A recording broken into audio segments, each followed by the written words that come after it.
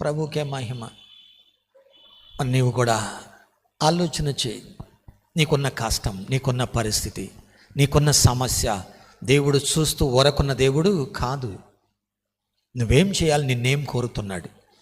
నీవు ఆ సమస్యలో నుంచి పైకి లేవనెత్తటానికి, నీ ద్వారా గొప్ప కార్యాలు చేయటానికి, నిన్ను ఆశీర్వదించటానికి, నీ ప్రయత్నములన్నిటిని సఫలపరచటానికి, నువ్వు చేయనుదంతయు ఆశీర్వదించటానికి ఏం కోరుతున్నాడో నువ్వు ఆలోచన చేయి. ఒక అడుగు ముందుకు వేయి.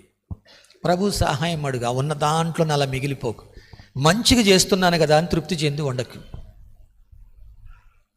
దేవుని కొరకు ఆశ తెచ్చుకో.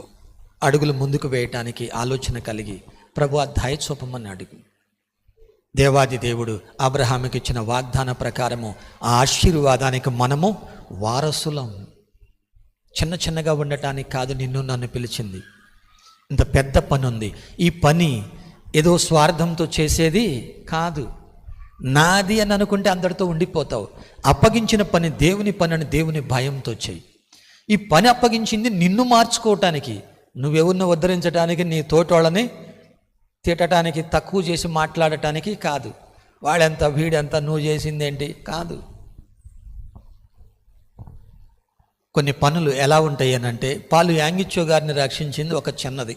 ఈ మధ్య పేరు కూడా ఎవరో చెప్పారు. ఆ ఒక్క అమ్మాయితో ప్రపంచానికి ఎంత మేలైంది కదా. ఆమె తిరిగింది ఆ ఊళ్ళన్నీ, ప్రపంచమంతా.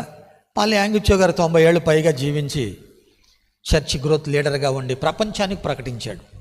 చూడండి, ఒక బౌద్ధ మతంలో ఉన్న వ్యక్తి, ఒక చిన్న ఆమె తనకు ఆరోగ్యం బాగలేనప్పుడు ప్రభువుని అందిస్తే దేవుడు తన సాధనంగా వాడుకున్నాడు. అట్లా దేవుడు ఎవరినైనా వాడుకుంటాడు. నువ్వు మిడిసిపడటానికి ఏమీ లేదు. దేవుడు నీ ద్వారా నిన్ను వాడుకుని గొప్ప కార్యాలు చేస్తుంటే నువ్వు అతిశయించడానికి ఏమీ లేదు. దేవుడు నీతో ఉన్నందుకు. అందుకే యేసు ప్రభువు వారు తన శిష్యులకి చెప్పాడు, మీరు వెళ్ళి రోగుల్ని ఎలా బాగు చేస్తున్నామని అంటే అందుని బట్టి మీరు సంతోషపడకండి, మీ పేర్లు జీవ గ్రంథములో పరలోకమందు రాయబడి ఉన్నవని సంతోషించమన్నాడు. అందుకే ప్రభువుని బట్టి సంతోషం. పడే ప్రయాసైన పనైనా ప్రభు మహిమార్థం. ప్రభు మనల్ని ప్రేమించి ఈ గొప్ప కృపను మనకు అనుగ్రహించాడు.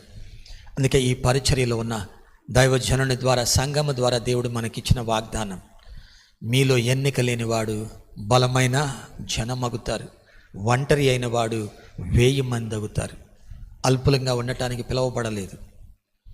నువ్వు ఎప్పుడైతే ఆయనకు లోబడి ఆయన చిత్త ప్రకారం నిలుస్తావో నీ సరిహద్దులు విశాలపరచబడతాయి. నువ్వు చేయు పనులు ఆశీర్వదింపబడతాయి. ప్రభు కొరకు నువ్వేం చేస్తున్నావో అందుకు ప్రతిఫలం పొందుతావు. ప్రభు నీకు సహాయం చేసేది మనుషులు కాదు. దేవుని కొరకని నువ్వేం చేస్తావో అవన్నీ విధాల నువ్వు ఆశీర్వదింపబడతావు. ఈ గ్రహింపు, ఈ జ్ఞానం ఎప్పుడో దేవుడు నాకు ఇచ్చాడు.